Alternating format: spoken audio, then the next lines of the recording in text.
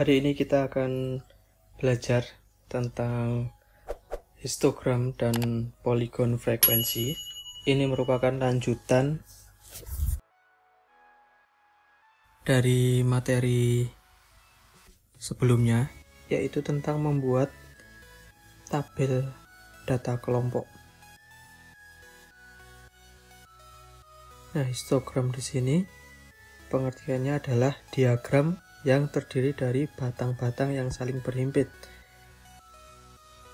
Untuk mengingatkan sedikit, kalian sudah mengetahui diagram batang ya.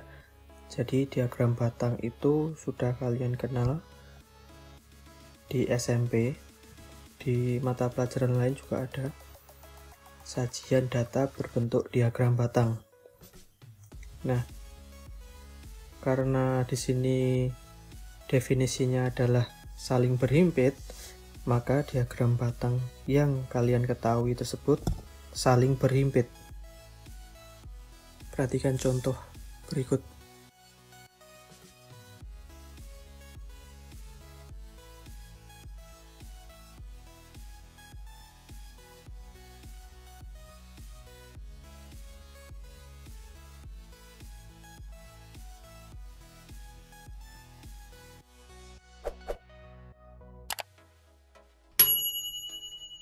Untuk polygon frekuensi,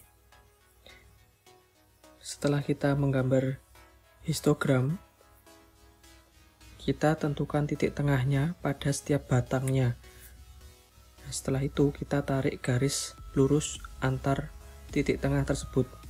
Jadi menarik garis melalui titik tengah sisi atas setiap batang pada histogram.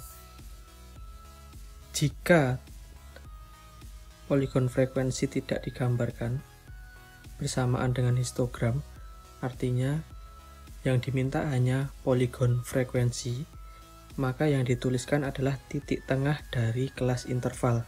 Jadi misal 51 sampai 55, maka titik tengahnya adalah 53. Itu yang dituliskan pada nilai.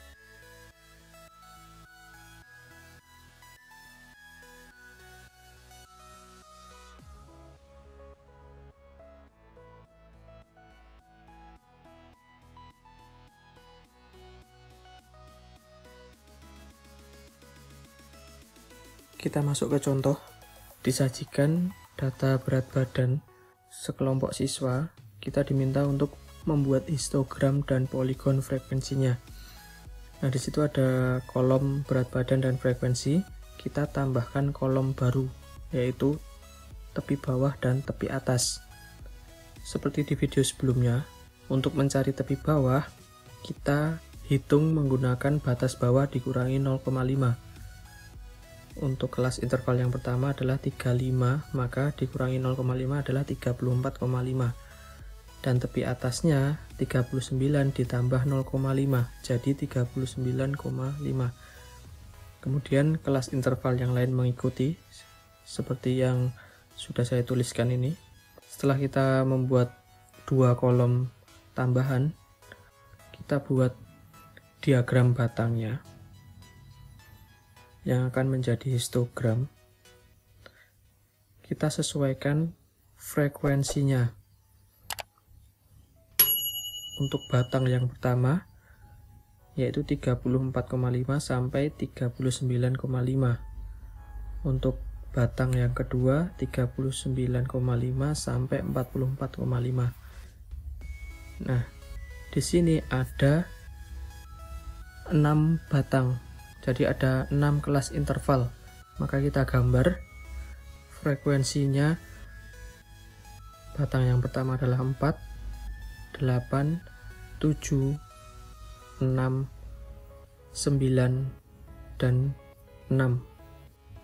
Nah, untuk yang berat badan diisi tepi bawah setiap kelas interval. Nah, untuk yang bagian berat badan diisi tepi bawah dan tepi atas. Nah, ini sudah jadi histogramnya. Kemudian kita diminta untuk menentukan polygon frekuensinya. Kita buat titik-titik dulu di tengah-tengah batangnya. Kemudian kita tarik garis lurus. Nah, boleh di lakukan seperti ini. Ini adalah poligon frekuensinya. Untuk gambar yang kedua, ini boleh kalian gambar seperti ini juga. Jadi untuk berat badan, rentan nilainya yang ditulis yaitu 35 sampai 39 dan seterusnya. Boleh juga ditulis seperti itu. Kemudian contoh yang kedua, disajikan histogram, kemudian diminta menentukan interval kelas, frekuensi, dan diminta untuk membuat tabel distribusi kelompoknya. Nah, jadi dari histogram ini kita mengubah ke dalam bentuk tabel. Nah, sebelum ke dalam bentuk tabel, kita tentukan dulu interval-intervalnya. Karena batas bawahnya 51,5, maka ditambah 0,5 jadi 52. Kemudian tepi atasnya adalah 56,5. Kemudian kita kurangi 0,5 jadi 56. Jadi intervalnya 52 sampai 56, 57 sampai 61, 62 sampai 66, 67 sampai 71, 72 sampai 76. Kemudian kita diminta untuk menggambar tabel distribusi kelompoknya. Kita buat kolom yaitu nilai dan frekuensi. Untuk nilai kita isikan interval yang sudah kita dapatkan. Ada 5 kelas interval. Kemudian frekuensinya, perhatikan batang pertama. Frekuensinya menunjukkan ke titik 5. Jadi diisi frekuensinya 5. Batang kedua adalah 9, batang ketiga adalah 16, batang keempat adalah 12, dan batang kelima adalah 6. Nah, kita sudah dapatkan tabel distribusi kelompoknya.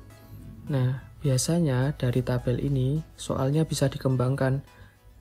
Bisa diminta untuk mencari min, median, modus, kuartil, dan sebagainya. Jadi langkahnya adalah mulai dari yang diketahui dulu yaitu histogram, kita ubah ke bentuk tabel, baru kita mencari min, median, modus, kuartil, dan sebagainya itu.